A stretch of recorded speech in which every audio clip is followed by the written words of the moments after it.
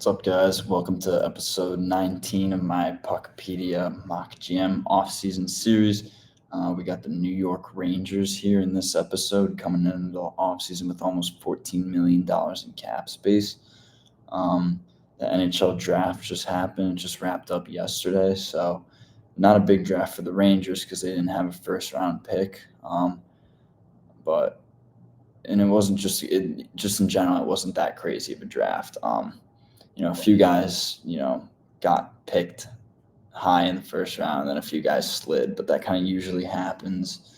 And there were no really roster players traded at all, I don't think. I can't think of a single one that was. I don't think any were, which makes it a particularly boring draft, I'd say, outside of the first round. So diving into the Rangers here, 14 million cap space coming into the offseason. I'm looking at their roster here. They got a hold of the right wing too. The left wing too here, we're going to put Will Cooley. He's an RFA. We're going to sign him. You have an excess of centers here. Now that you have JT Miller on the team, that puts Trocheck, Miller, and Zibanejad all at the center position. So I think Miller is a lefty and can play wing. He could be a left wing, but you also have Panarin, Cooley, and then the two young guys, Othman and Berard, here at your left wing. So I don't really know if you'd want to put Miller on the left wing. I don't think you really could, to be honest. So I think trading Zibanejad is the most likely scenario here, and preferably for a right wing too, because that kind of gets rid of one position that you have a surplus of, and then you acquire something that you have a need for. So if you could kill two birds with one stone, that'd be pretty huge. And their left defense also just needs some fixing. It's pretty weak. Soucy's not going to really cut it as your LD1. Could be a solid LD2, but I'm going to go a different direction with that. So what I'm going to do to kick this roster off, I'm going to go ahead. I'm going to sign some RFAs. Will Cooley, according to AFP Analytics, this was pretty surprising to me. His projected extension is 3 years at like $3.5 million. Based off what he showed last year, I think he'll go for probably. He could go. I could see him going for $3.5 million, but if he does, it wouldn't be for a whole 3 years. I think it'd be more like 2 years. So we'll do that. I'm also going to sign Keandre Miller only for 1 year. He becomes a UFA in 2027. So after this 1 year deal, he would still be an RFA. The Rangers would still have his rights. So it doesn't hurt to sign him for 1 more year. Honestly, your right D is pretty, or your left D is weak as of right now.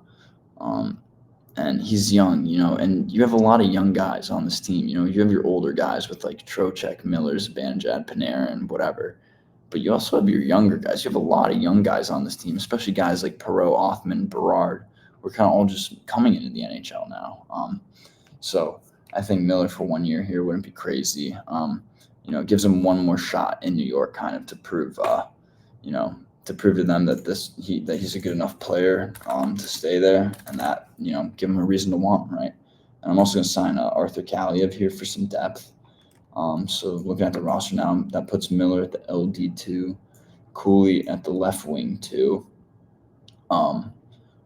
Pretty stacked left wing side with Panarin, Cooley, Othman, and Berard. As long as Othman and Berard kind of pan out. Kaliev, we're going to put there. You have a lot of excess forwards if you're the Rangers. So we're going to put Johnny Brodzinski in the press box. He's going to be your sixth man, per se. That's what they'd say in the NBA.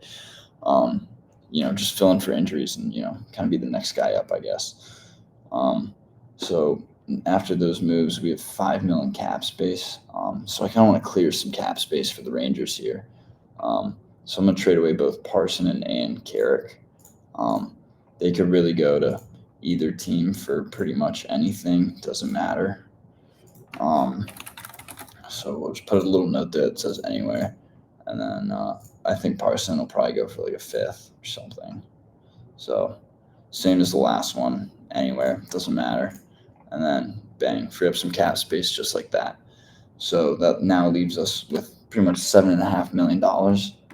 which is kind of perfect for the UFA I think the Rangers should sign, who they're heavily rumored to go and sign. I think the Rangers are the favorite for where Gavrikov is going to land, and I think it makes a lot of sense. So we're going to go $7.5 million for 6 years. It'll be till he's old, but like I've said in previous videos, in free agency you got to overpay if you're going to get the guy. That's just how it works. So pay him too much for too long, he'll probably be worth the $7.5 million in the short term. It's just the aging of that contract that I think is going to be an issue for the Rangers. So now that we've created that cap space, I'm going to go ahead and trade Carson Soucy here just because you don't really need him anymore. A route the Rangers could go is, sign Gavrikov, keep Soucy as your left D2, and trade Miller for whatever package you see fit, I guess. But that's just not what I'm going to do. I think Soucy should be the odd man out. And it doesn't really matter where he goes. So we're going to say any team that needs LD. And then, bang, get rid of Soucy. $3.25 million freed up. It's only 1 year, so it shouldn't be too hard to get rid of him. And maybe for the right team who needs an LD2, you can get a fourth out of him if you're lucky.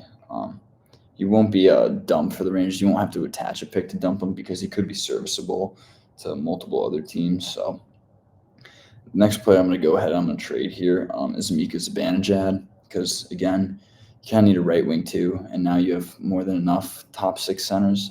So you have an extra one now, and I think Zibanejad should be the odd man out of the 3. And I think a good trade that you could do for Zibanejad if you're the Rangers here is send him to Nashville in exchange for Steven Stamkos. Nashville kind of went out last summer, made a bunch of buying moves, overpaid a bunch of guys who were pretty old. And now they're kind of stuck in this weird middle spot where you're committed to all these older guys for a few more years for all of them. But you're just not even close to being good enough to compete. So, either you shake it up or you just tear it down and restart. But their biggest hole right now is at center. So Steven Stamkos can play right wing because he's a righty. And although he's played left wing usually in the past when he's on the wing because of that one-timer side, but we're going to put him at right wing here just for the sake of this move, just to keep it interesting. And because Zibanejad signed at $500,000 more for 2 years longer, I'm going to go ahead. I'm going to attach a third as well. So Steven Stamkos to the New York Rangers for Mika Zibanejad in a third. No retention on either side. And then, bang, submit that. And then put Stammer here. So this now leaves a hole at your 3C, though. But you have $3.8 million in cap space to, solve that. So look at my board here. A lot of names are starting to disappear. Some guys are getting re-signed. Some guys have already been traded up here. So, but a 3C I'm going to go for from this list. I think Dvorak is perfect. Coming off a contract in Montreal. So I'm going to go ahead. I'm going to sign Dvorak. We got 3.8. I'm going to give him 3.2 for 2 years. And bang, that leaves $600K in cap space for the Rangers. So let's see, $600K to work with. You would want an extra defenseman to put in the press box here, just as your 7th defenseman for injuries. But you don't really have the money to do that in this situation. So if any of these contracts, you could save even just like $120,000, so you could have like 750K to spend league minimum on a defenseman. That would be pretty huge. We could call up Matthew Robertson here. It'll put him a little bit over the cap, but that's not big enough where it feels like I need to fix that for this roster. So I'm just gonna leave it like that. So you have your extra forward, your extra defenseman. You clean up your left side of your defense, make it look a little better. You get some more defense now out of Gavrikov. And you also have Borgen now locked up on a fresh deal. So the Rangers' issues the last few years defending in their own zone should hopefully get solved a little bit. I think Dvorak's also a pretty good two-way center, so that'll help too. That could kind of be your matchup line. Obviously, all these lines are subject to change, right? Like this doesn't have to be set in stone or anything. But and then your top six, I mean, you get rid of your extra center and you get a good right wing too, who kind of fits your window with Panarin, Miller, and Trocheck. But then you also have your young guys who you can kind of build around once the window for those guys is kind of shut. So that's going to do it for this video. I appreciate you guys tuning in. Leave a comment here on YouTube. Let me know what you think of the video. I'm also going to link this roster directly in the description. So you can click on that link and leave a comment on the roster if you'd rather leave one there. And you can also see other people's comments from Puckpedia on there because I post all these on Puckpedia. So that's going to do it. Thank you for tuning in. I'll catch you guys in the next one. Peace.